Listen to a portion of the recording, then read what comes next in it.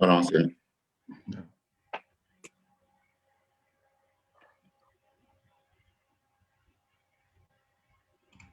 Man.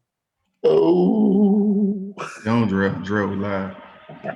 Oh, my bad. I mean, if you want to keep singing, that's on you.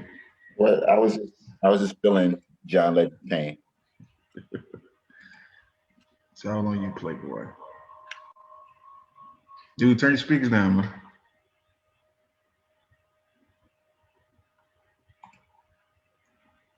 All right, players, you can run it.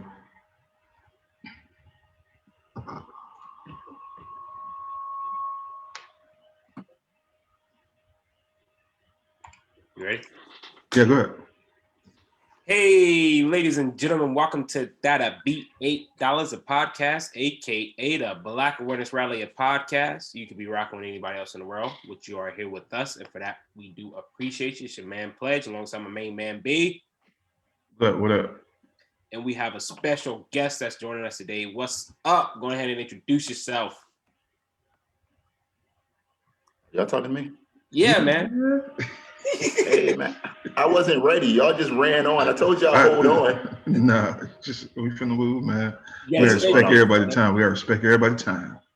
What up? And we welcome all of you guys to the discussion. Hopefully it'll be a lot more livelier conversation than how things got started, but we welcome everybody to the conversation. So what's been going on, fellas? What's good? And just getting ready for the holiday, and that's that, man.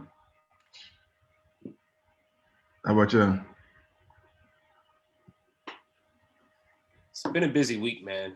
Been a busy week. We are in the midst of basketball season. So in addition to my son finishing up his season this week, between the missus and I, we had 7 games this week. So Jesus.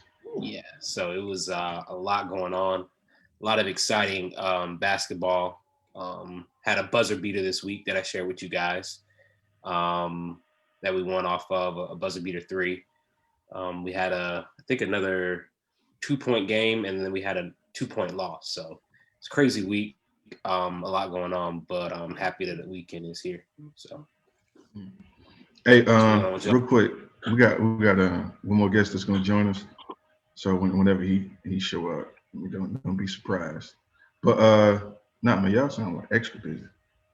Extra busy. That? So y'all sound extra busy. Yeah. This week was definitely a test of everybody being on the same page and executing the plan that was laid out. So that's what it was. Yeah, man, 7 games is a problem. Yeah. I don't see how y'all manage, but man, hats off to y'all. Kudos to y'all. Yeah, but I guess this weekend, this is like one of my favorite weekends of the year. Love MLK weekend. So I'm really excited about it because it's like one of those holidays where you don't have to really check in with the fam as much. You can just go out, do you, and there's not as many traditions.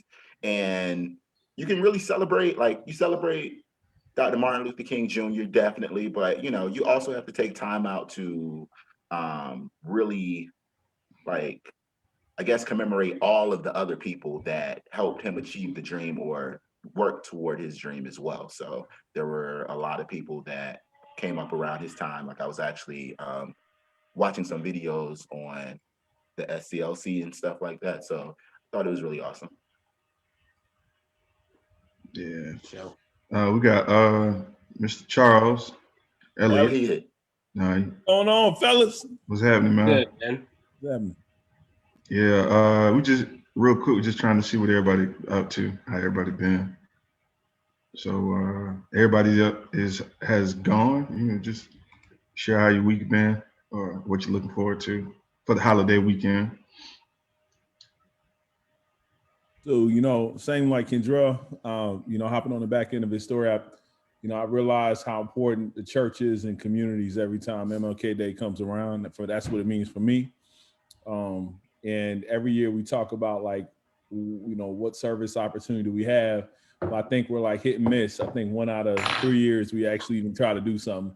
Other than that, waiting on baby to get here. Baby number 3 will be here in probably a week and a half, 2 weeks. So just countdown in our house.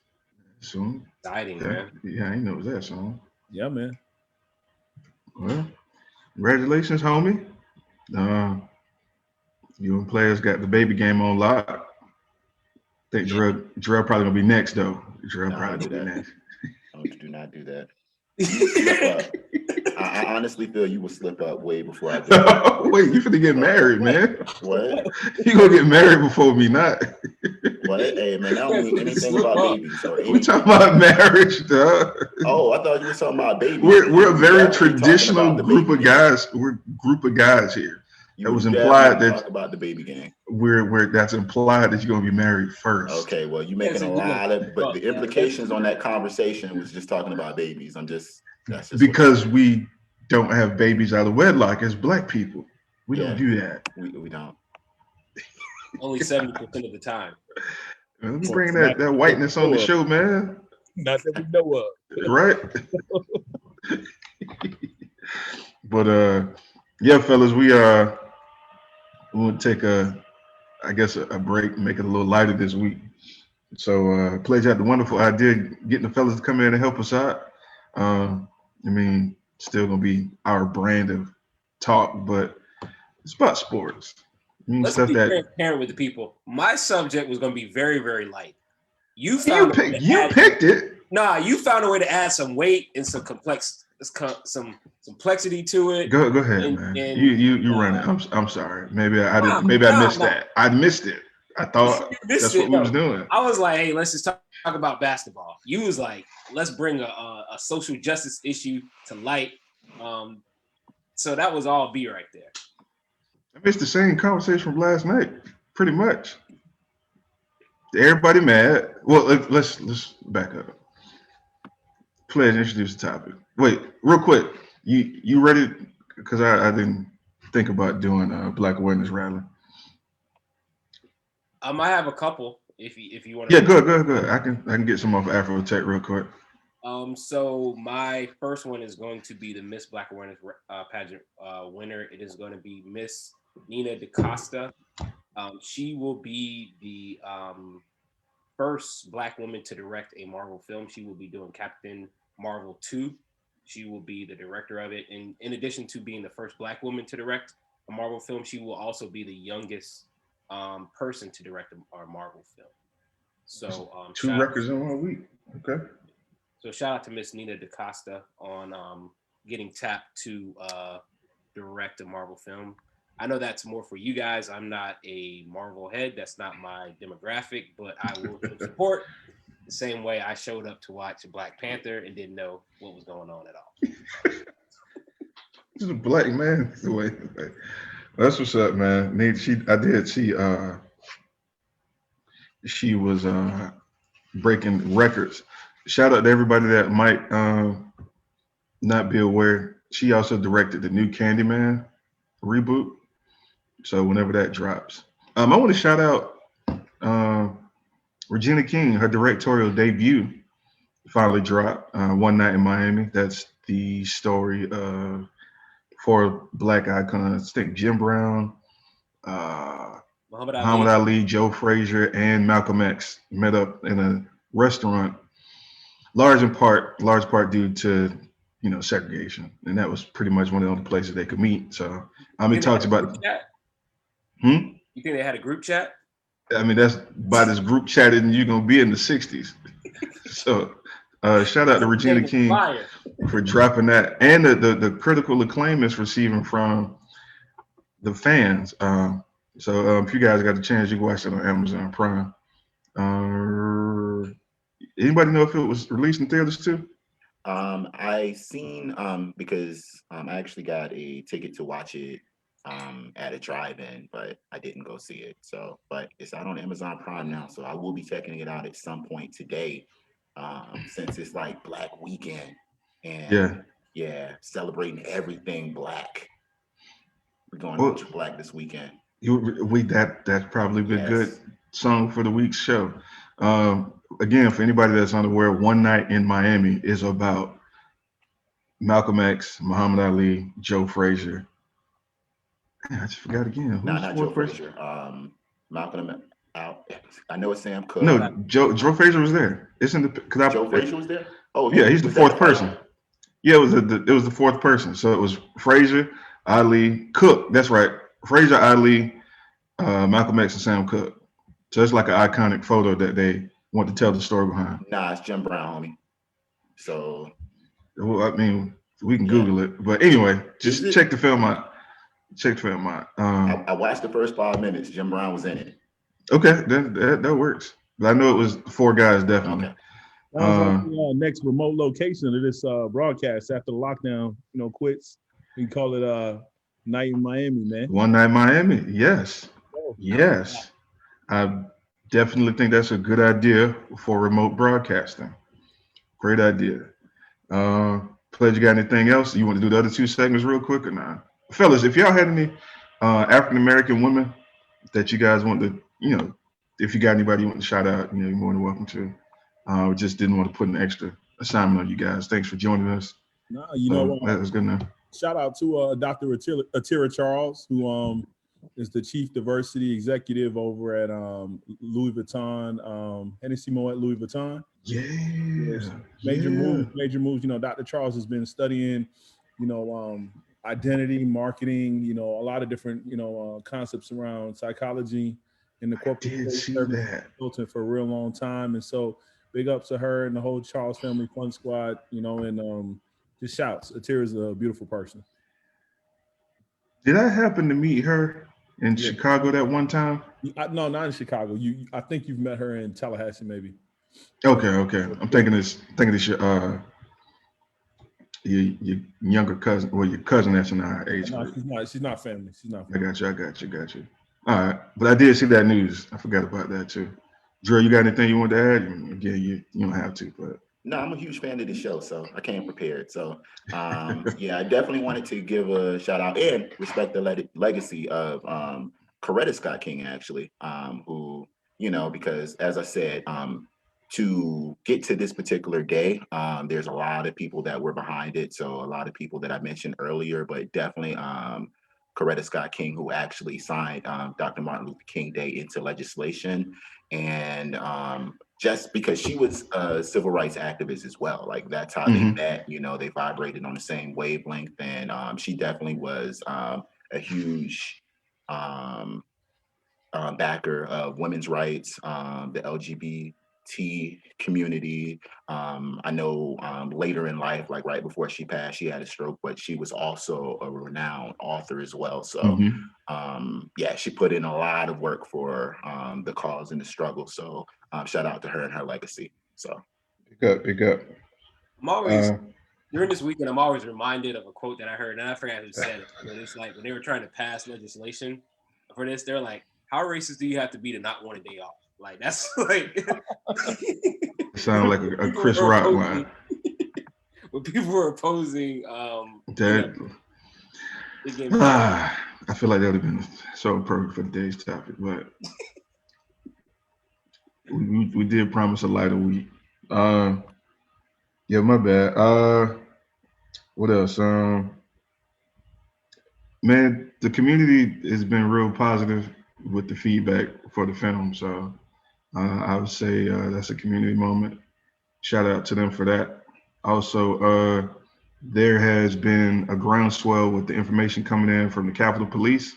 Apparently, there was an entirely different side of the Capitol where Black folk were literally having to fight off the rioters, the insurrectionists. There was Black Capitol Police officers that said, hey, man, we was on the other side, literally fighting for our life, as opposed to the counterparts taking selfies. There's no footage of that? I didn't see it, but it's been a couple articles coming out, so I do know. Saying, I just haven't seen any. No, I haven't either, but I've been trying to move on from it, but it's just kind of not dying down. So between them and I don't want to call them cleanup crew, but the people in charge of sanitation duties at the Capitol, they've been getting press for how they've been trying to let people know, like, this is always how our job goes. These folk coming here cutting up. So I appreciate people like sharing the stories so much so the news had to pick it up. And I saw an article today to where I think since 2001, there have been 250 complaints from Black officers that work at the Capitol about the racial conditions that they've been under while working there. So that came to light as well, is that, you know, and they weren't, the article was saying that they weren't surprised that something like this could happen because of the conditions of the, you know, in the bureaucratic culture. Yes, the culture of working there. So yeah, that's, I mean, not surprised, but it's sad when it takes something this crazy for people to acknowledge it. So yes, that's my community moment.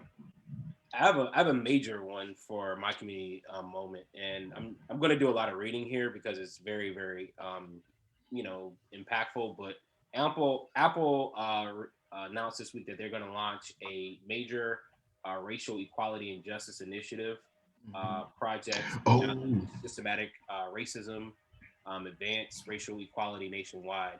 And as I said, I'm going to read a little bit about it because it said it's very good information.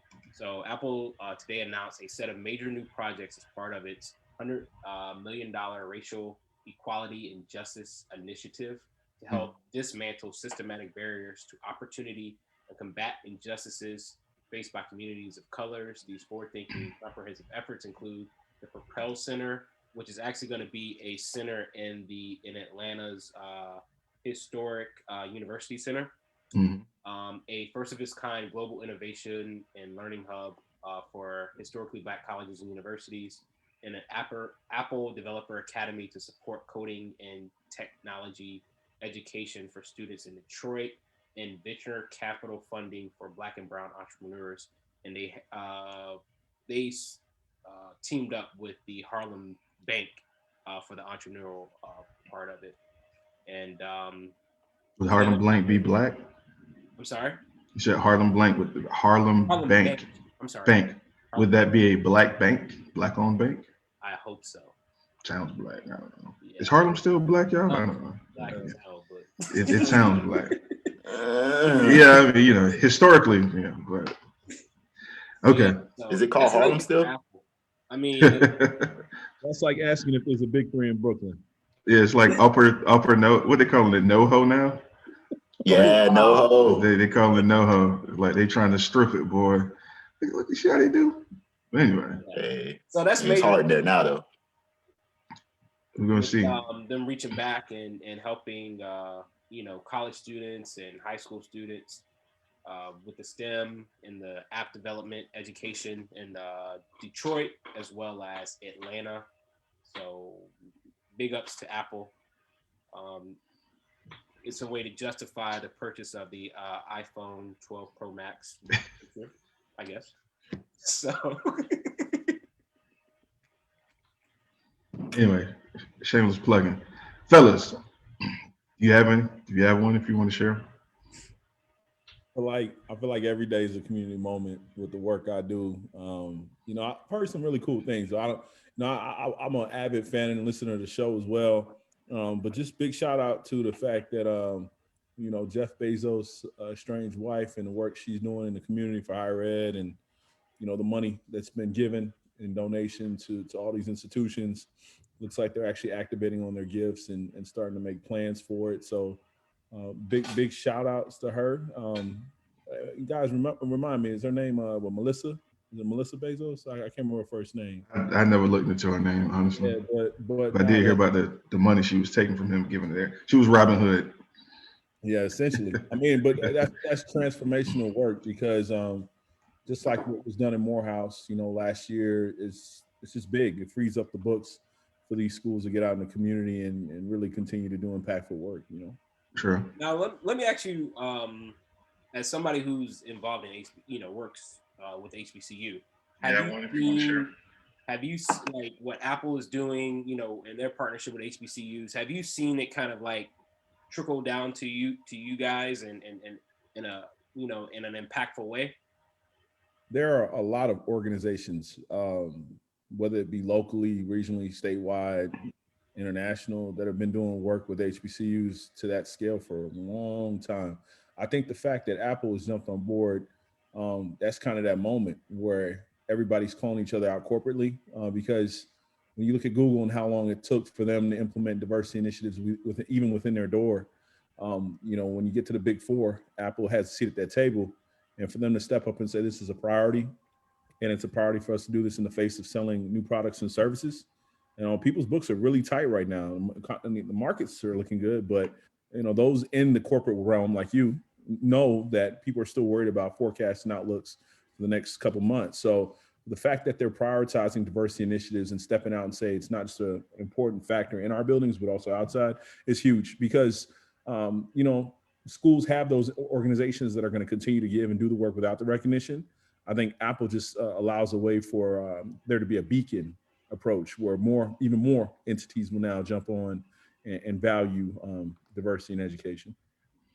Kind of ties in this theory I had about with so many. I think Drell, was that man you talking about with so many organizations jumping on this trend to disassociate with Trump because somebody like a big company decided to take the stand first. A lot of smaller companies are finally saying, you know what, since they were willing to take that step, it might as well benefit us to do the same. So I definitely see what you're saying is a huge motivating factor. Hey man, I just want to keep seeing it, man. You love to see it. Mm-hmm. Man, shout out. Well, I guess I don't know, you didn't want to share it, but man, I see the renovations y'all got going on to the facilities up there in Chicago. So I mean, shout out to the staff at Chicago State for actually putting in tangible work, man. A lot of people see policies and they don't see them. They don't get to see how it affects them. But I know the students, they're going to definitely enjoy the renovations and the upgrades. So we don't want to ignore that.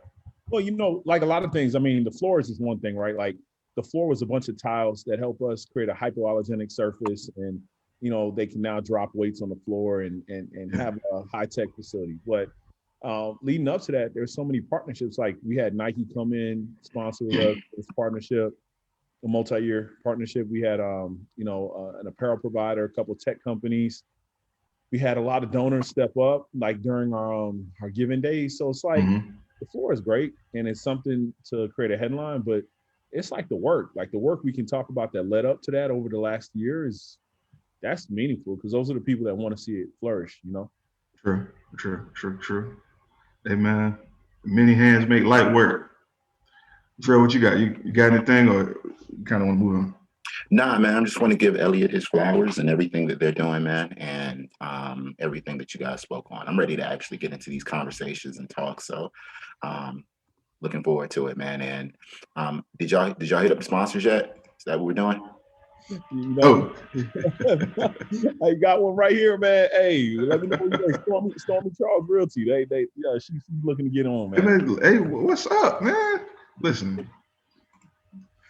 make me smile, man. Appreciate Wally Baba International Cuts with a K for all those holding us down. McDowell's, thank you for always holding us down. Even if the drive-thru open and you ain't getting no food. That sounds like Atlanta service right now. I was in McDonald's drive-thru last night for 46 minutes before I got my food. And this one dude even skipped the whole line, just drove around the whole line and went straight to the second window. They just ordered there. But anyway, we ain't gonna talk about that. I'm gonna change the narrative. So we appreciate that. Definitely want to shout out any additional sponsors that are willing to jump on. Hey man, we love y'all, and thanks for joining us. Let's get to it. Pledge, you run it, because I misread the whole thing. I sent out all that info, and I just kind of hijacked the topic. My bad. No. I was just joking with you, man. It's all good, man. So yeah, this week we're going to talk about what happened in the NBA this week with the big Brooklyn trade that landed James Harden with the supposed big three in Brooklyn of Harden. You don't know where Kyrie at, but here we go. We're gonna find that brother, and then KD. So we it's been a lot of banter, a lot of back and forth, and we figure what better way to hash it out and share it with you guys. So yeah, so in the group chat, we've B has been a big defender this week, even though he's gotten a lot of smoke from everybody in the group about not only the players but how everything came together, and he even added some context from a couple of heavy commentators on the sports industry this week, to where he felt that the culture of the NBA is being slighted. So yeah, so let's get to it. Oh, if y'all didn't know, the title of the show is "Why White People Hate the NBA." But go ahead. As I shared with the guys in the chat, yes, James Harden and Kyrie Irving were being unprofessional. Definitely don't disagree with you guys there. But my take on it was, don't be mad at how the organizations are treating their behavior. Don't be mad at the response they're getting, because they put the work in. They're in a position that very few people are in, even inside the NBA. They got a set of skills that are historically better than a lot of people. And my take is, hey man, they earned it. Do I agree with their behavior as a teammate? No. But I think the buck needs to stop with all the hate that they're getting. Because as we saw, a lot of the heavy hitters, Colin Cowherd was out here talking about how the NBA isn't as good as the NFL, the NBA culture. And I was like, well, I think that's a racist dog whistle. And so I had to back that statement up, because it's really very heavy. It's sensational or salacious. So, fellas, what do you think? Do white people hate the NBA, quote unquote hate, because they don't like it as much as they like the NFL? Hey, one of y'all mute your speakers. I got feedback coming in from somebody. Not your speakers, but sound like somebody watching the show. Just bouncing back. Does anybody hear that? Right. Fellas, what you got? All right, so I'm gonna put the show title in parentheses just to stay PC. I Yeah. think a lot of people who do not like the culture of the NBA, but not to be long with it. First problem, I'll diagnose it. The season's too long. Season's too long. So this culture of players either bouncing from team to team, players leaving in the middle of the season to go do something, getting traded a lot, or just sitting out the end of the season to prep for the playoffs, in my opinion, in the last 20, 30 years, started with the Spurs. At the end of the day, the San Antonio Spurs, and even the Rockets, sort of, and when they were in their end of 90s stretch, decided that at the end of the seasons that they were going to start resting up their players for the playoffs. Other teams started to mimic them. And criticism came from fan bases that, why am I paying $400 to take my son to a game that I'm gonna take him to once every 5 years, or my daughter even, and I show up to this game and my favorite star is not playing. What I thought was super interesting before I passed the mic, Steve Nash. I don't know if you guys remember when Steve Nash was leaving Phoenix, he had a slew of family issues with his child or something like that, before he went to LA. And Steve Nash going missing, Steve Nash having to do X, Y, or Z with his family was handled a lot differently by the external and internal NBA culture, even during a trade, kind of like acquisition, than other players stepping out has been. I will say this though, in response to Kyrie, if Kentavious Caldwell-Pope can play basketball games while on house arrest and while in county jail, on work release, I feel like these cats need to think about their broader responsibility. But anyways, they're pros; they can figure it out. So that's my nugget for now. Wow, I didn't even know that, man. That's awesome. I didn't know that was a fact. That's crazy. I think that, and I can't speak to one particular just group of people, but there is a section of just people that, like, I feel like the NBA and their culture has always been a problem. Whether you're looking at what's going on now, if you're looking at LeBron and the decision, if you're looking at Allen Iverson and his tattoos, if you're looking at Michael Jordan and his gold chains, if you're just looking at the 70s and just everything that the 70s brought, like as far as The with fur the coat with NBA, MJ. yeah, and everything. So I feel like there's Magic. always been a My bad. problem. Yeah, there's just always been a problem. So I feel that the NBA or the product alienates some of its fan base just by allowing athletes to have a voice. But I feel like it's something that's very necessary, and I feel like it's been very just like it's really influenced culture just as far as and just analysts and things like that. So I feel like it's something that's needed, but I feel like it's always been a problem. And when you say problem, you mean problem to white America? I say problems to just Like problem for who?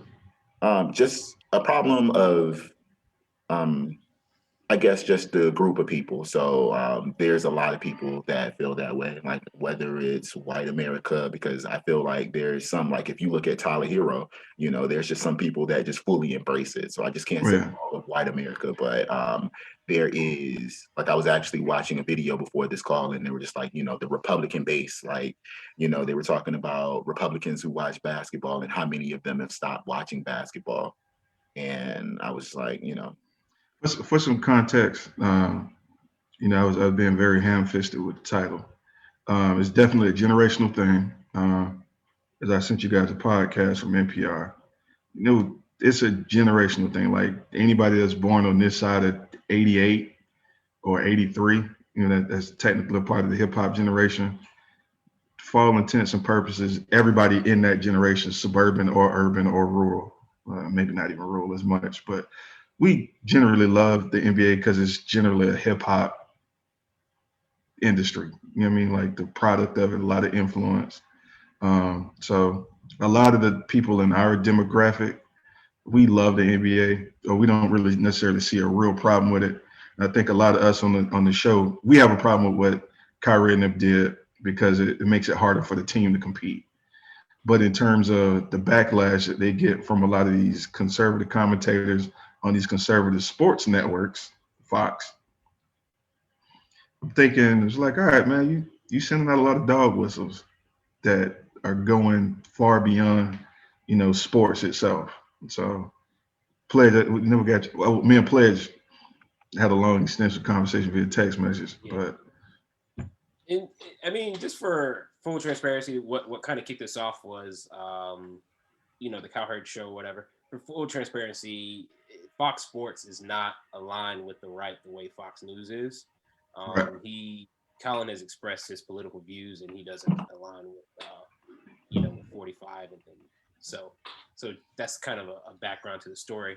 But I think we have to get to a point to where if white people criticize something, that it's not necessarily, them not vibing with black people on something.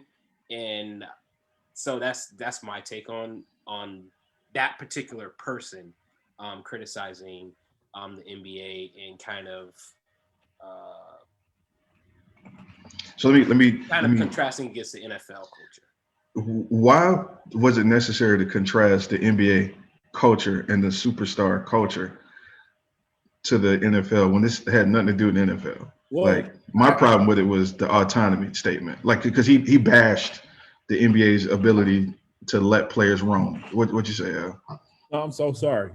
Keep on going, B. Keep on going. You're hitting. Oh, because his whole problem was players don't stay with a team for a decade and just stick it out and just get it out the mud and just struggle, and they make too much money and all of this wonderful stuff. And then he started talking about Patrick Mahomes, who's an aberration when it comes to finances. But even though he could be a superstar, he can't leave Kansas City. Or even if Aaron Rodgers wanted to leave, he can't leave. So I'm like, okay, so your problem is with the NBA players' autonomy. Like they can leave if they want to leave. Why is that a problem? Because they're not breaking laws. I think purely, once again, man, when you get into a league, a business that's controlled or has high stakes by the actual talent, when you get into a situation where people of color, people that are traditionally minorities, have power in bargaining, I think the organization can be 10 people or it can be 10,000. You're going to run into some dynamics that cause people to say, okay, this is fodder. The issue and kind of what I've observed, a lot of people love basketball. I don't know that I can break this down into a racial issue on the basis of consumption. So like the people who are consuming the sport, I don't necessarily know that they're just putting opinions out like that. It's really media-based arguments, media-based sentiments. Mhm. And when you look at a sport like baseball, or when you look at a sport like football, baseball specifically because it has a lot of games like basketball. But when you look at football, I think the comparison is necessary just because of who the talent pool is and what the structure of their employment is. It's a lot. It's day and night. It's built for control by owners in the NFL, right? NBA players control it. They can walk. And so my point in getting to this is it's more of media bias, in my opinion. It's sports media bias based on the amount of material that's out there for sports media to consume. It's an 82-game season. Like, that's a long time. And players' bodies can't withstand an 82-game season, even during their rookie year. So we need to reduce the time frame of the season. We see how starting the season later is not really that big of a deal. Eliminate some of the preseason. Have it run kind of as a corollary with college basketball. As college basketball gets cleaned up, more respect will be put on the name of some of these prospects. People will learn more about them with this name, image, likeness stuff. And with the positive media of them going into the NBA through the draft process, they already have a persona out there. They won't be relying on ESPN or whoever else to tell their story. They'll have their own story out there. So I just think we're seeing a shift. It's the Mayan age of enlightenment, 2020, right? Like, Yeah. we're seeing a shift in culture, and I think we're going to see some positive things coming out of all that's been going on for the NBA, Yeah, and to piggyback off of that, I think that the season, me loving basketball as much as I do, I feel like it is too long. Like, one thing with the NFL is more of a league where, on Sunday, even though now that they're extending into Monday and Thursday, and they had games like Wednesday and Tuesdays during the week, but on Sunday, it's pretty much a time for you to settle down and you're watching sports. Whereas in the NBA, you have games like 3-4 times a week, and the games don't mean as much to the players because unless it's the Western Conference, how many games you're winning, and or it doesn't even matter, especially with the bubble, where you're playing games. So I feel like that's an issue for players, or just an issue for players. Like, the games don't mean as much to them. Like, they just, like as Shaq said it, the regular season is him giving him an opportunity to get his body in shape. As you see with James Harden, the regular season is a chance for him to get his body in shape. As you see with Kyrie Irving, it's a chance for him to do his activist work, or allegedly for him to do his activist work, and he'll be ready during the postseason. So whose fault is that? Like, is the onus of the season rearrangement or remixing, is that on the players? Like, is it their fault that they are taking advantage of it? Should we be mad? And I want to speak to B's point, because I know what B's trying to get into, and I feel like with the NFL, that the NFL, like, first of all, there's an issue with just injuries. Like, the NFL is a very rigorous sport, so players want to sign contracts that ensure them for as long as possible. So therefore, they're going to sign long-term deals. Whereas you have LeBron signing 2-year deals, player options. Players don't want to be bound to teams long-term, because you have issues with James Harden where he's like, I'm going to take the money, and then 2 years into his deal, when he has 2 years left, he's like, yo, I don't want to be here anymore. My general manager's gone, all of that. I don't want to be here anymore. So they find unique ways to get out of their contracts, whether it be Anthony Davis, and people don't like that. So I know, even with myself, I don't like that, because, I have a team, and when I see my team building, and I'm like, okay, my team, they're ready to compete now. And then you have 3 of the best players say, okay, we're going over here. It really messes it up for your team. But indentured servitude is over, right? And the last time I checked, the next place we're colonizing is probably Mars, right? So or Moon. So my point is that with NBA players, they made a very hard decision in the last couple lockouts to really fight. And we found out there's a global market for basketball, right? And the owners are benefiting from it. So why can't the players? That's the crux of my entire argument. Every time we start talking about sports and anybody doing something that's not in rank and file, because let's take the Deshaun Watson example for a second. I want to make 2 points off of the Deshaun Watson episode. This man has done everything right, been a consummate professional. Nobody questions his work ethic. Nobody questions his production, right? He's had to endure leadership change after leadership change, and they dangled a carrot in front of him and said, you're going to be involved in decision making going forward. And so, again, him being a consummate professional, saying, okay, well, this is what I was told. When it comes time for me to perform in that role, they locked him out. They made 2 huge decisions without him, and now he's upset. And so Randy Moss, Hall of Fame football player that isn't a beacon of professionalism, came out and said, man, the era of us telling us to shut up and play ball, that's over. Like, we're not doing that anymore.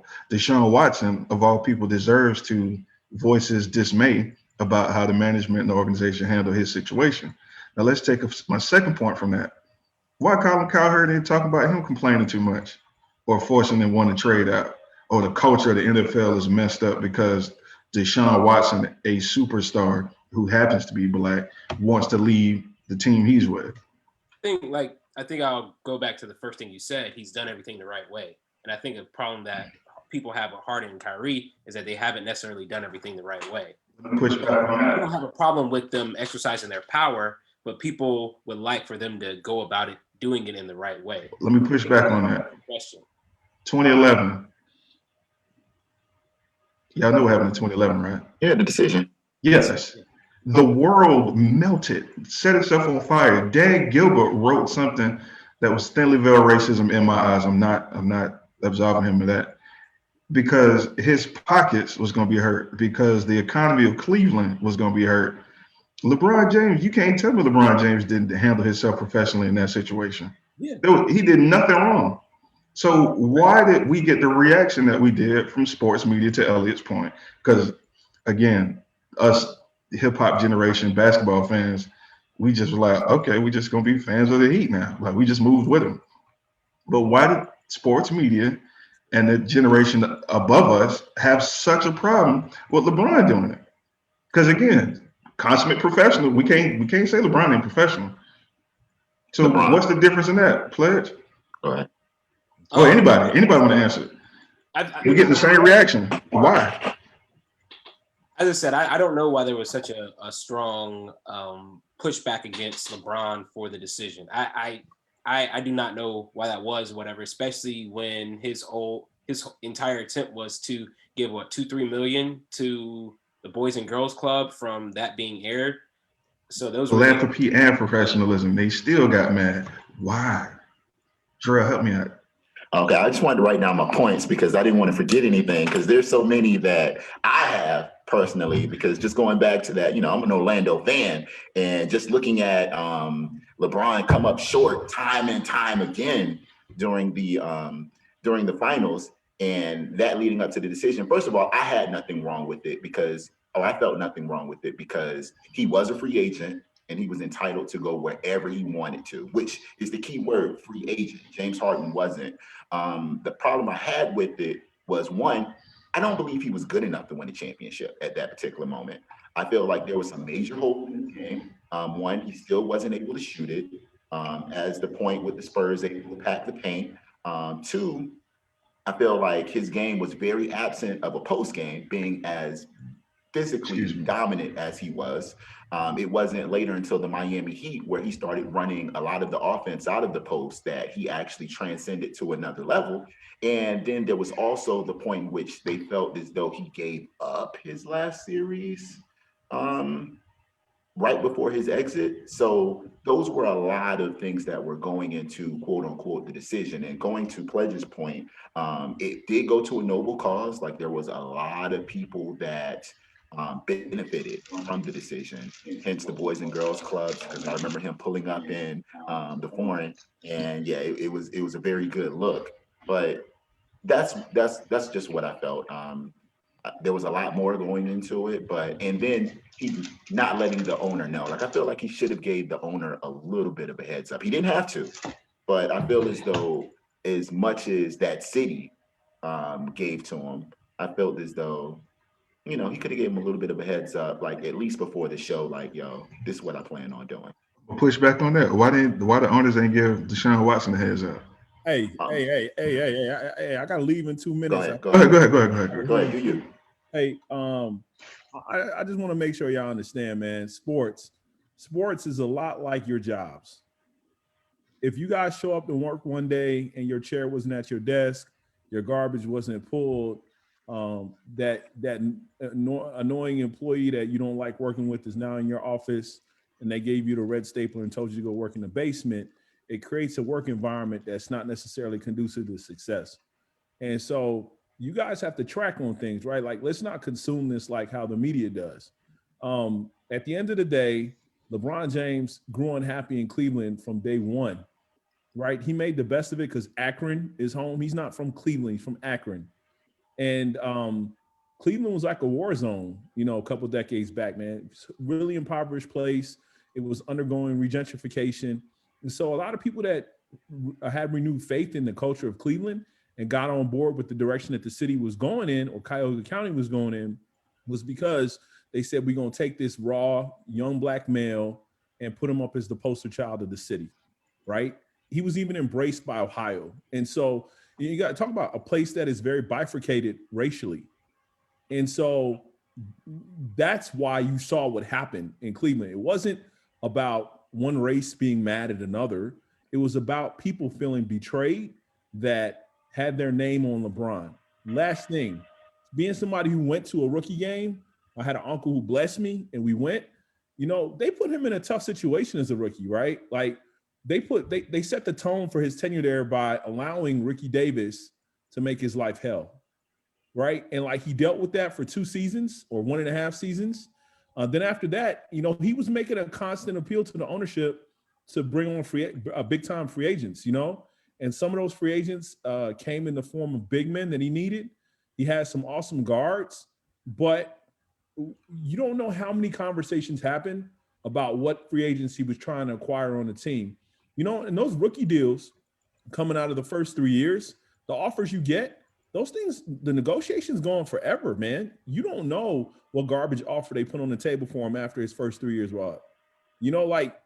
I feel and I gather that LeBron, because I remember it was like Eastern Conference round 1. I remember what year it was. It was Cleveland versus Toronto. LeBron showed up and scored like he was dropping high 20s, 30-point games. And people are like, oh, is this the year that young LeBron James takes him all the way to the Eastern Conference Finals? And you could just tell at the end of the series, he was exasperated. He had decided at that point, I think it was maybe year 4 or 5 for LeBron, year 4 for LeBron. He was like, if I'm gonna have to work this hard and I'm also not gonna get the investment, facilities, marketing, branding wise by the actual franchise, he was probably like, what else do they want from me? I'm the best player in the league right now, regardless of how perfect my game needs to get. And you're telling me all these things, but you're putting me in all these difficult situations that aren't panning out right now for me when I can go to 5 other franchises and win right now. Can you imagine showing up to work every day like that? They move the water cooler from one spot to the next. They take your laptop pledge. Brandon, they mess up your ID card. They're doing this to you like every day. Would you want to be a part of that organization, even if you gave it 8 years of your life? Would you continue? What let the sports media tell it, and all these Reddit forums and these think pieces. He's supposed to just put up with it because he's supposed to be loyal. He's just supposed to suffer through it because the fans and all these people root for the team, and he's supposed to just die there. Like he's supposed to be like Barry Sanders, just Patrick Ewing, just never win, never complain, and just fall off a cliff there. Indentured servitude died a long time ago. It may come back in the future, but not right now. I don't understand. we appreciate the insight, man. Thank you for joining us, bro. He definitely left some off ramps to some other thoughts that I would definitely like to tackle. But we appreciate you, man. I love y'all, brothers. Yo, man. All right. Easy, man. Yep. Peace. But what about that, man? Like, why does the black athlete have to suffer so much for him to get the appreciation he deserves? I don't think that's tied to basketball. I think that's just tied to sports in general, to where this is the one industry where people get emotionally tied into other people's business, other people's way of, how they conduct their lives. I just think that's what draws us in so much as sports fans. I'm in Tampa at 6:40 today. The city's about to shut down because the team has a chance to make it to the Super Bowl win next week. So that's what people. I don't think it's just tied to basketball. I think it's tied to every sport that's out there, to where, and it might be something to where we're too tied to sports and too tied to other men that are playing a game. Did you see any black people burning jerseys when LeBron left Cleveland? Did you see any white people burning Tom Brady jerseys when he left New England? I feel like I think the difference is that he had given them 20 years and he had given them 6 Super Bowls. And I think in Cleveland, they felt that LeBron was on the brink of bringing them greatness, and that was taken away from them. Tom Brady has given New England absolutely everything he can give them. Why So people go ahead, I cut you. You. Drell. And that's why the second time he left Cleveland after he had delivered them a championship, it wasn't that big of a deal. They're like, thank you. We appreciate you getting us a chip or whatever. Now, God bless. So I think it's two different circumstances of Brady leaving New England and LeBron leaving Cleveland, so. Yeah, and I can't really argue with that. I think you hit the nail on the head. The second time leaving, he took them to the promised land. Everybody was happy. They hadn't seen a championship in I'm not sure how long, but I know it's been a long time in Cleveland at that particular point. So people were very happy, and people were just like, thank you. And I feel even he felt vindicated, and he was like, okay, I can leave now. I don't even have to look back. I finished up what I came to do here. Deuces. So it wasn't just the Cleveland Cavaliers. It was the city of Cleveland altogether that hadn't won championships for like over 50 years. And in any major sport in the city, they hadn't won a championship. So y'all. I mean, again, those are great points. Those are actual true things. Those are facts. Why is he not vindicated in the sports media? In the 2 videos I sent y'all, Colin Cowherd just repeatedly talks about how he doesn't feel like the Lakers are the same. Well, not that the Lakers, that LeBron is a Laker. He's just some guy that's getting paid to play for them. He's not there because he loves the Lakers. He's there because it's a business move. Why is the NBA allowing these players to just have so much freedom of movement? Because it doesn't feel the same way Ben Roethlisberger being a Steeler does. Like, he named all of these examples that the NFL is doing it right and the NBA is doing it wrong, because the players get to move more than the NFL. And, it's good enough for him in his personal life. He even said that, but he just doesn't feel like it's a good thing that the NBA is letting the players do it as much as he's doing it in his career. Why do we have these disparate outlooks on the NBA and the NFL? Because Tom Brady did it. There's other players that do it. Joe Montana did it. I don't hear nobody talking about he was a sellout and the NFL got a cultural problem because he left, or when Peyton Manning left, or Joe Montana was kicked out first and foremost. I'm with you, but he still left. Like LeBron left the right way. He was allowed to leave. He left.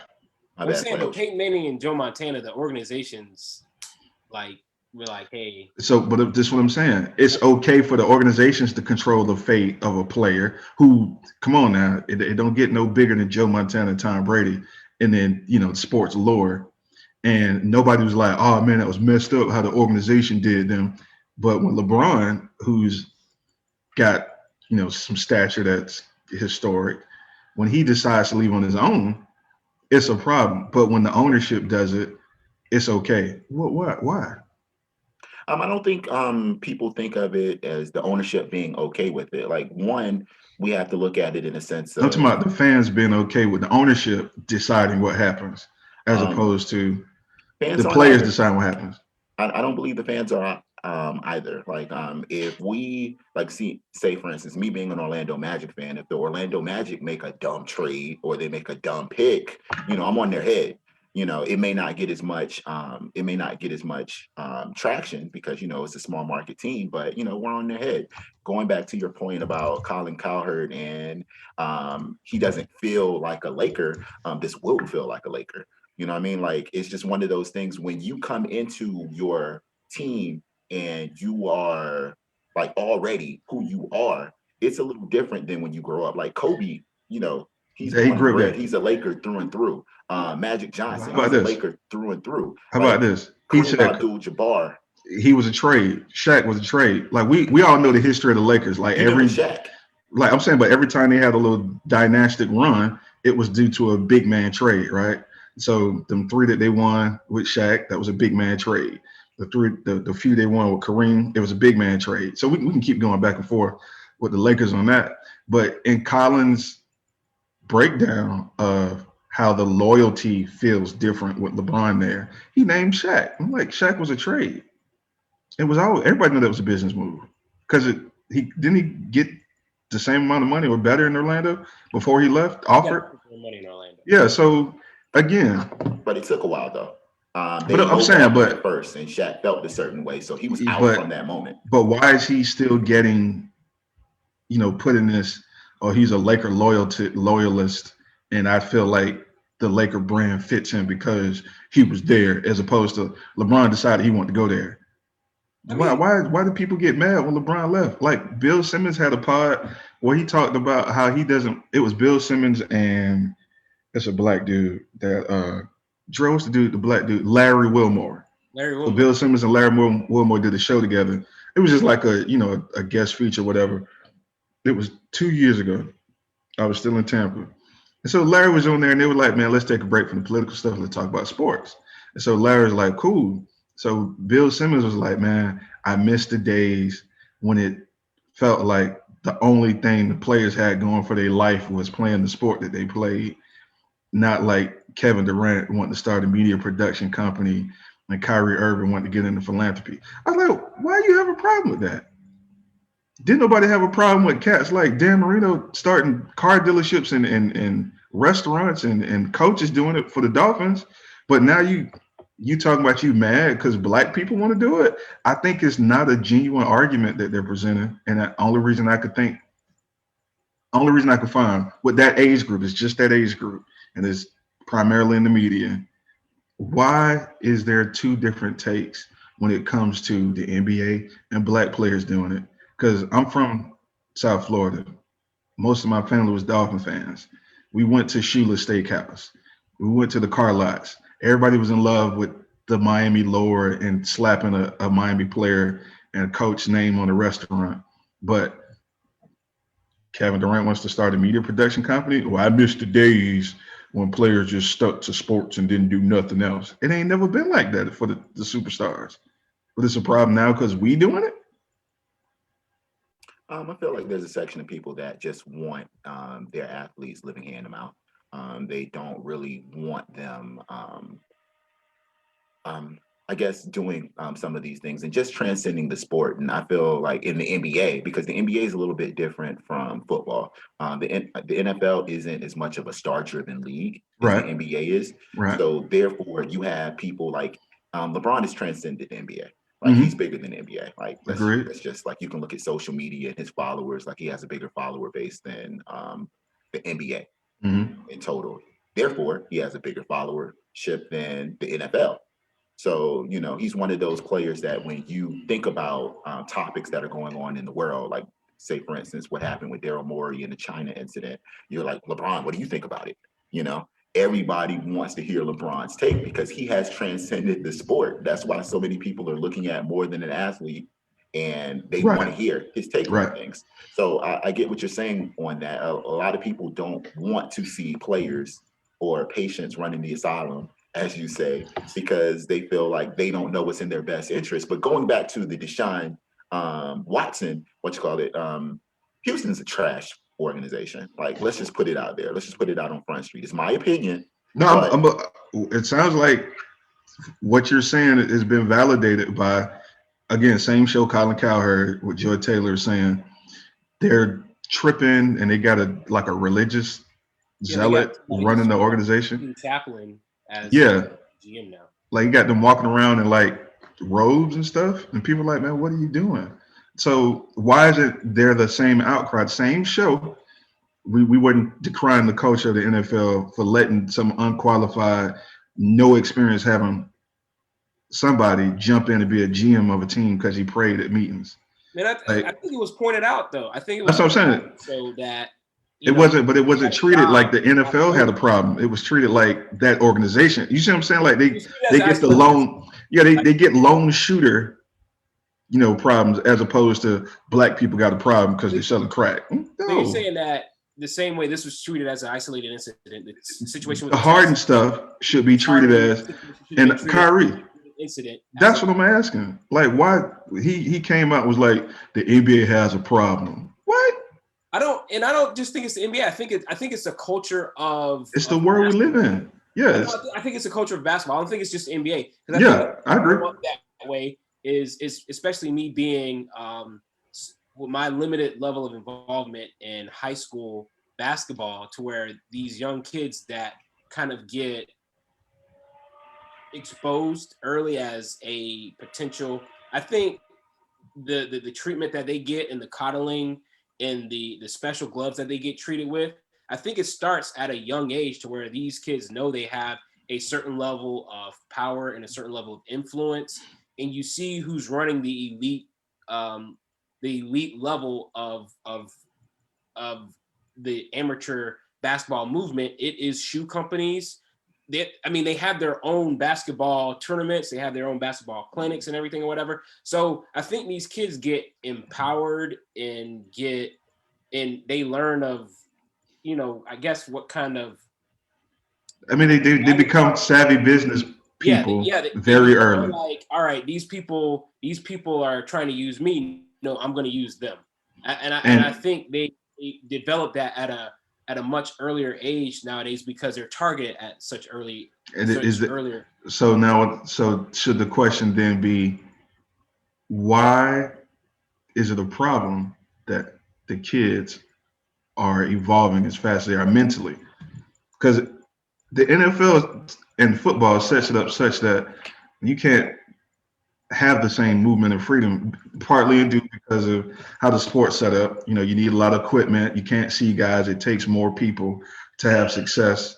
Like one article I was reading, if a star wide receiver make an awesome catch, you still got to look at the quarterback as well.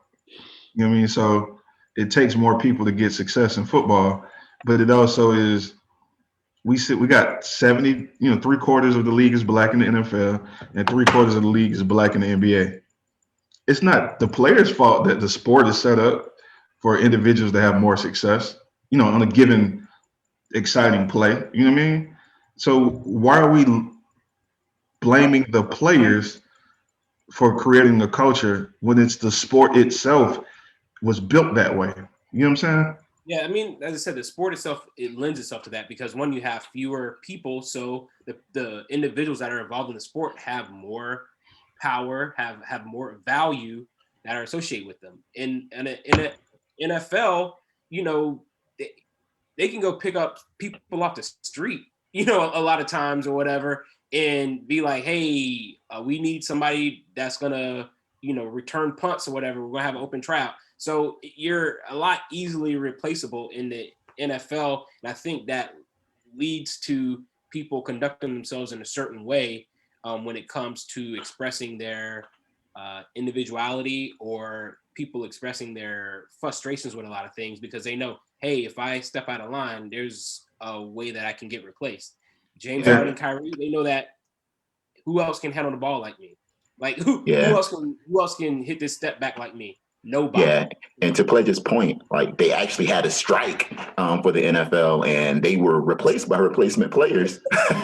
Yeah. So people just want to see people run up and down the field when it comes to football. So Yeah. it's And really but interesting. let me ask this, because and this is another article. I don't know if I sent it to you, Drell, but you know, the Undefeated had a series that went on last season that was addressing the perceptions of what happens in the NFL between, you know, white fans and black fans. And, you know, a large part of it was the player protests and, you know, how people felt about that. A large part of it was how the organizations handled it and how the fans felt about it. And it was one of the articles in the series was like, well, black people are NFL fans too. And it's because this perception that the NFL is a white sport. Again, even though the numbers don't line up, it's the perception. And that's because a lot of the stars that get propped up are what? The quarterbacks. And the quarterbacks is typically, historically, a white man. You know what I mean? And it's this white man that looks like a politician who, you know, he looks like, you know, a Trump kid or Kennedy. You know what I'm saying? Like that's historic, right? We've seen a lot of pushback with the game evolving such that somebody could be a dual threat, right? But let's take the example that happened right before Christmas or right after Christmas. Dennis Haskins, or what's his name? Dennis Haskins? Dwayne Haskins. He got kicked out, right? Again, I said he got what he deserved. He wasn't producing and he let a chick get him trapped. That's what you get. The coach had cancer. He didn't want to be exposed to COVID. I completely understand that. He got what he deserved, right? But why did Booger McFarland go on TV with his platform and others and decry the entire generation by saying these new kids, all they care about is their personal brand? I was like, what did that have to do with what was happening with Dwayne Haskins? And how does that even equate? Why are we talking about Dwayne Haskins and young black players caring about themselves more than the team? I'm like, what is this? Man, first and foremost, Booger old. Like that's just like that whole That's some way of BS, bro. thinking. That whole way of thinking is just old, and it's hard to. And also, I feel like he was having a conversation that we usually have behind closed doors as well. Like there's just certain things that happen, and you see certain things going on. Whether it's James Harden, you know, blowing a honey bun on little baby, and you just be like, man. I'm not gonna say anything, but you know, when we get in the chat, we just be like, man, yo, this dude's tripping. Like, one, why are you hanging out with little baby? Like, I dude, just you are a grown man. Like, you're like listen, 31, 32 years old. Why are you hanging out with like a 20, 21-year-old? and then again, my thing is I don't understand it. Like just like I told him when Drell said they called $100,000 a honey bun, I was like, I don't understand it, but I respect the culture that they got because it's not a crime. Nobody got hurt. I mean, maybe you could make it a crime some kind of way, a white collar crime, but I'm like, why do we have these reactions to black people doing stuff that white people are allowed to do? And again, it's just a generational thing. Thank you, Drell, for pointing it out. But Randy Moss is a part of Book McFarland's generation. And Randy Moss came out and was like, yo, that age of shut up and just ball is over, man. Cats want to talk now. Cats want to be heard. And I don't understand why there's a pushback when, again, I'm always saying, man, you do whatever you want to do. But if you get your behind fired, that's your fault. Yeah, but we got to look at Randy Moss. You know, he was from a different breed also. All his fines were paid in straight cash. And So, I mean, he did have on like giant studs in his ears as he was making the statement. I was like, dang, brother still working earrings? But he was. He's still right. This was last week. He still got him in. Hey, my dog said you're gonna see me shining, literally and otherwise. So, yeah, I see where he comes. I see where he comes from with that. But I mean, there's just certain things that it's like you see it and you're like, man, come on. And one thing, and B, you touch to it all the time about us not being a monolith and all of that stuff. So there's just certain people that, I mean, there's people that do what they do. And I feel like as African Americans, like we have a little bit more on our back when it comes to one, like we have to make moves for us, our families, and we also have to make moves for the culture. So it's kind of like when I go out, I have to do stuff that doesn't make my culture look bad. And we're not there anymore. Like, you know, People tired of it. yeah, we move as how we see fit. Like whether, you know, it's, you know, I'm not even gonna get into that, but whether it's just us out there and doing what we want to do for the most part. And, you know, people have that right now and we can't say, you're making the culture look bad. You know, that's what he wants. I just, yeah, like, I mean, to players has a saying that Stephen A usually use. Tom Brady ain't got to represent all white quarterbacks. Yeah. So why Dwayne Haskins represent all black quarterbacks? Yeah, I mean, and that's the thing is that it is an additional responsibility. Like for example, LeBron James had to come out and make a statement of, you know, about how he felt about what happened at the Capitol. I'm in Tampa. Not one reporter asks Tom Brady about, hey, how do you feel about this? How do you feel about that? So I mean, it's a different level of responsibility that are put on, you know, black athletes, and I don't think it's fair because it's not fair. But I think that I don't know if it's our fault as fans for putting that responsibility on them of saying, hey, we want to hear what you have to say about this. Like, right. Is so do we bear that responsibility as well, as opposed to saying, hey, civil rights leaders, you guys have spent 20 or 30 years of your life dedicated to this one, you know, this one area, whatever. We want to hear what you have to say about it. Yes, it's an ecosystem. I mean, like everything in the ecosystem coalesces to make it what it is, right?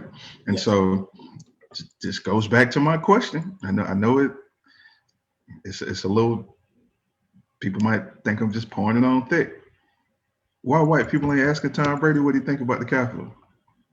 Because when I feel like when like his fans, like I'm saying, you get what I'm saying? Like we want to know what LeBron thinks about a lot of stuff, even if it's so that we can tear him down, right? And that's just like the world in general.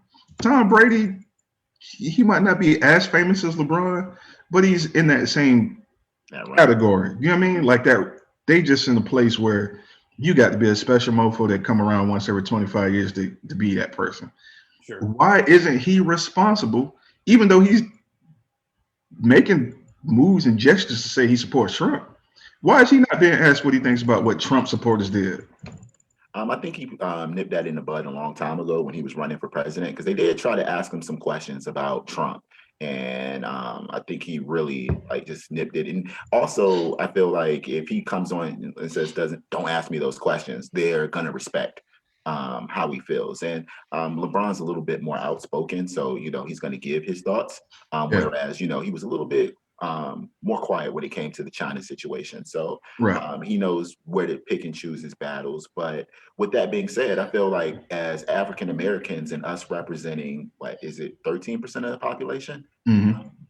Somewhere around that. A lot of times in circles that you swim in, or circles that you become the resident black.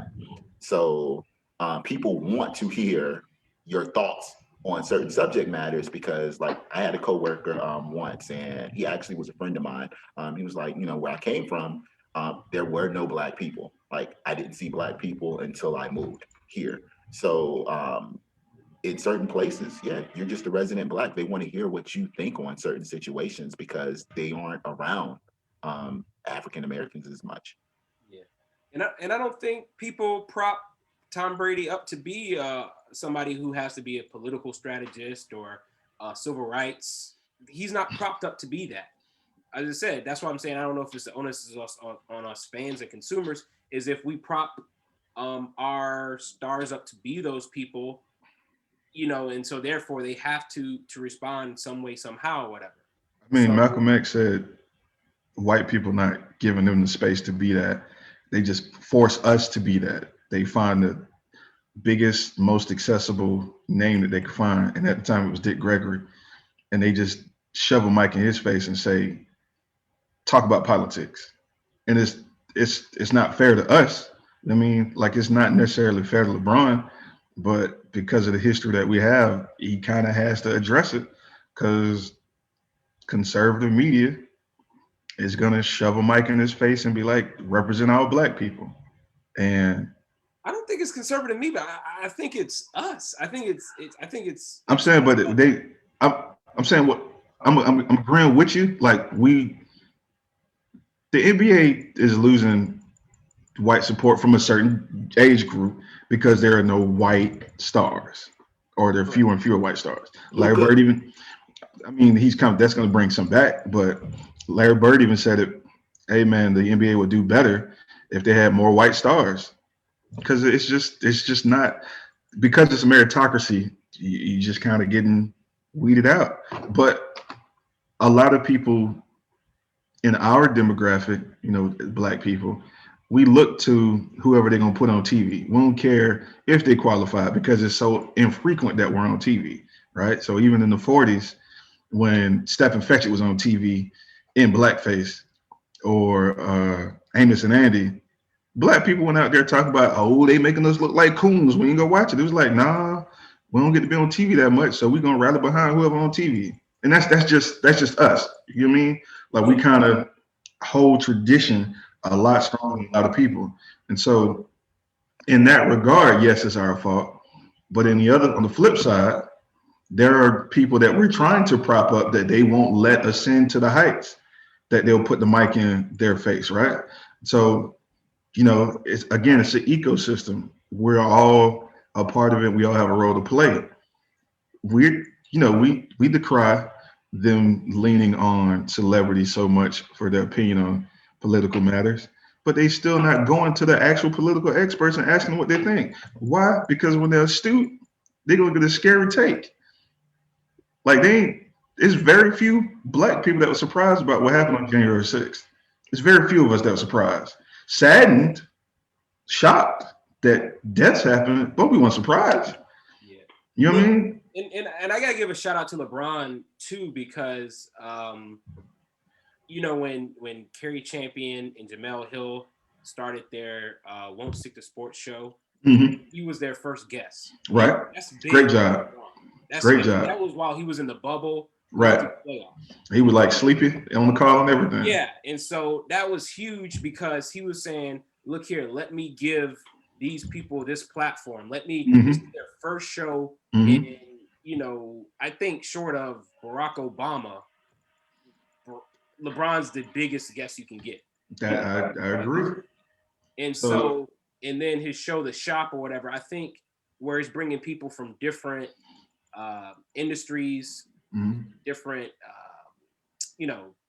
walks of life, whatever. Yeah. I think that's what he was saying, is that, all right, people are following me. Let me find a way to prop up some other people who might have a little bit more credibility on these different subjects and topics. And it's been that way since he was 16. You know what I'm saying? I mean, he put his own people on. Like, everybody who handles his business is his own people. And I think LeBron might be the GOAT when it comes to sports stardom, philanthropic work, and business management. Like, I really think he might be the GOAT at that. Like, you got that young brother, Julian Birdman. I think it's Julian Birdman, that owns like the 200 Wendy's franchises, but he wasn't the athlete of the day at the time. You know what I mean? Yeah. So I caution us to accept narratives that the media gives us about the antics of a professional athlete. And that's why I always kind of push back when we talk about like AB or LeBron or Odell Beckham. Let them be an individual act, the lone shooter thing. I hate when they try to force us to be like the whole league or all black people or all celebrity sports athletes are this way because you can name 5 dudes that are famous and did something wrong. I can name 20 that are famous and you can't name nothing they did wrong. Yeah, and they've done studies is that the NBA, as far as behavior off the court, the NBA Very is well behaved. the Very model well behaved.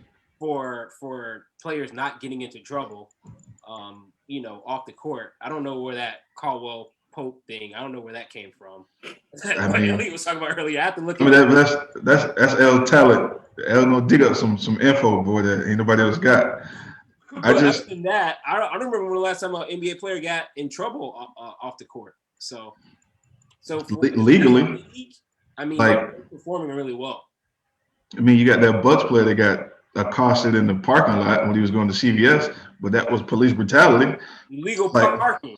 yeah, like it's like, oh, that's that.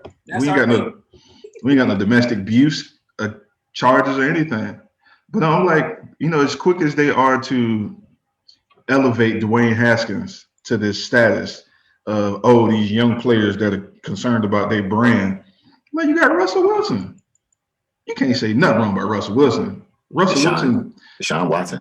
I mean, you mean this? I mean, let's be honest. About their brand. They really care about it, and they're doing a great job of being productive, elite production at their job. Pat Mahomes, elite production at his job. He's a black person. Oh, is he? He is black. I know. I know. We were talking culturally. Culturally, he's probably not aligning as much as he can. But I believe. I want to straighten that out before we go any further, because I don't want people to think that I'm trading them. But it's just that I feel like the media has really adopted him, and they're like, So we want credit for this one. Yeah, but let him would have been out here snorting cocaine and passing out and getting caught taking pictures. Oh, look at these black athletes. Yeah, and I think to kind of go back to what Kendra was saying earlier is that a lot of people in the media want their sports figures to be hyper focused on sports. Is that it's almost like they don't think we can, walk and chew gum at the same time. To where they're like, all right, look here. That's their fault. I'm invested in this. I need you to be as invested as I am. Invested in this sport, and you can't have anything else that takes your time, focus, and attention away from being the absolute best athlete you can be to win us a championship. Oh, because I want my ROI. Yeah. Because I invested. I mean, I respect the time and energy. Exuberant B said in the comment early on in the show that, what she's supposed to do with them jerseys she bought when LeBron left and keep switching teams. I know she was joking, but that's how a lot of people feel. And I don't buy jerseys anymore because of that. Like, you never know. Like, I have a Dwight Howard jersey just sitting in the closet. Like, it's just sitting there. I tried to put Tobias Harris on it since they had the same number, and he gone too. So it's kind of like, you're not gonna have that player that you just grew up with, and that was always your player. Like, I tried to do it with T-Mac or Tracy McGrady, and he left too. I mean, I get that, man. That's a class problem. That's this is the reactions that they have to these guys making the moves that they're making. That's a class problem. But I do want to say it, and I'm sorry because I feel like there's a lot we haven't touched on. Like, we haven't touched on James Harden at all. And me and you went at it yesterday over James Harden. Oh, and Lord. Go ahead. I definitely have to talk about James Harden. I do not like the way he left Houston. They gave the dude everything he wanted, and then he left because he said they ain't getting it done. And I'm like, bro, they're not getting it done. Well, let's set the record clear, because I know Kid Drell probably forgets this. I've been a huge critic of James Harden's style of basketball in Houston. Like, I know I'm gonna win nothing. They should have knew. He should have knew. All these fucking excuse me, my mom told me stop cussing. All these analytics, and y'all couldn't tell this boy, hey man, playing like that ain't gonna win you no chip. But only reason I defended what he did is because I'm always looking at how the media reacts to it. As a teammate, if it was just us on the court, I'd have probably hit him. Right. But you saw what Boogie came out and said. Hey, like, about to give him that work. That's why they were like, we gotta trade him immediately. And again, as a teammate, when we're in the culture and we trying to go to war together, I get it. But the media talking about Oh, that's what happened when you let black people make the other decisions for the. I say, hold up, time out now. You ain't finna disrespect the house now. And so that's my take. Like I'd be like wanting black people to be like, stop, don't fall for that narrative that these white people trying to get y'all. You notice that they just did this dump of bad press on him right before he left, right? Y'all saw that, right? That was the whole season. That was the whole season. Like No, I'm saying like no, I'm talking about Right? no, I'm talking about this. All the control that they gave him. Is Yeah, they like all this insider information and the extent of the detail. I was like, oh, something happened. You know what that is though. That's kind of like when you with your girl and y'all making it work, and when you get to that point when it's not gonna work, She stuff started coming blasting. out. She started blasting you. And that's why you did this. Like, yeah. That's why your breath be stink. And I'd be like, my breath been stink for 9 years. You ain't never said nothing. Right? You mentioned it one time. All the time. Now you want to go IG live. Hello. And talk about how bad my breath is. Yeah. And that's why I'm leaving. I was like, nah, you bitter. You mad because I made the choice to bounce. Don't be mad because I got autonomy that you gave me or I earned. That's just my whole outlook. Now, I hope they win what 80 or 70. How many games the league is? 65 this year? 62. 72 this year. 72? I hope they win 67 games and lose all the games they play against the Celtics. I'm a Celtics fan.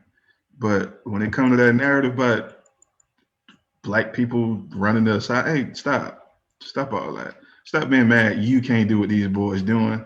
Stop being mad you ain't making the money these boys making. Stop being mad James Harden gained 90 pounds and still dropped 30, 10, and 10 on you. Stop being mad. Just get better. Stop them. Like when they say about Terrell Davis, every time he scored a touchdown and doing something crazy, he said, man, stop me from scoring. If you that mad. Terrell Owens. Yeah. That's my thing. Hey, you can get all the analytics about people weight and shot choice. Stop the man. Just how I feel. People get mad at Kyrie for disappearing. As a teammate, I would be upset. But as the press, find somebody that play better than him. I just don't get it. Like I just want to know. Like the thing is, I don't understand Kyrie. Like I don't know what his end game is. Like that's the thing as a sociology major, you want to study the interaction of people. And I look at it and I'm like, I'm trying to figure out what he wants from a basketball standpoint. Yeah. I was listening to a philosophical YouTube page yesterday talk about the Joker and the history of the Joker. He's never going to tell y'all his origin because the second y'all find out his origin, you're going to try to find out how to make sense and predict what he does. And that gives him more power the less you understand him. Kyrie situation, until y'all stop him from dropping 30 a game and like you were saying, being an efficient scorer, you get what you get. Because when he show up on the court, he ain't going to come out there and slouch. It's like Iverson. We talking about practice? Yeah, I just with that team, and this is just from a basketball standpoint, right? Before they made the trade, the team was sorry defensively. So that's why they were struggling. And then I was like, they made the trade, and because people were talking about all the depth that the Nets had, and then you traded it away. I'm like, now you have 3 players, and the other players like Jeff Green. Come on, when have we hinged anything on the production of Jeff Green? Like when you got traded to the Celtics in 2010, I was so pissed. But anyway, it's another show. I'm agreeing with you. I mean, they hoping DeAndre Jordan will get it done. So, anyway, man, I don't know how long we've been on. I'm assuming it's been an hour and a half. It's 2:00. Yeah, it's been 2:00. Sorry to all the listeners that joined us. We were having problems. You see, on the old laptop, you see the graphics weren't present. But just as well, the conversation was just as good. So those of us that's listening to the audio, enjoy it. Subscribe. The title of the show is just a draw. I got to get better at writing clickbait titles. Clickbait. Man, y'all need to invite me back on this show when y'all have graphics. I need graphics. Okay, you come on, we do graphics. Yes. But my presence needs graphics. We'll do it. So y'all share, man. Also like the page, share the videos, thumbs up the videos. We appreciate you guys for joining us. To the new followers, the new listeners, the first and last time listeners, thank you for joining us. And hopefully you enjoyed it. We tried to be light. Hopefully it was a little lighter. Pleasure was a little lighter. A little bit lighter. Little bit lighter. When you told me the title of the show, I was like, oh, here we go again. Hey, we'll talk about TV stuff next week. I really want to do the Afrofuturism thing. I feel like that'll give us some fun. Yeah, I can do TV shows. Yeah, there's a lot I have to watch, but yeah. We'll zero in on like 2 shows. Snowfall. Yeah, but that's like, yes, we will do that, but we're also going to have to watch a show that's set in the future. Okay. So we Snowfall. It's not set in the future. Well, okay. So, Pledge, you got homework. What show? We'll probably because the Watchmen is set in the future, right? Watchmen. Yeah, the Watchmen. The Watchmen on HBO when we watched. Said it was set in the alternate future. So I don't know, but I'll find something. Yo, Exuberant B says Lupin, and I've been kind of wanting to check that show out just for the sole purpose. When you spell it backwards, it spells nipple. So I really want to watch this show. Yeah, I've heard a lot of suggestions for Lupin. About Lupin? Oh, maybe we'll watch that. We'll talk about that. Now, I just wanted to watch it. It's a show that has been popular. Didn't it used to be a cartoon? Yeah. Yeah.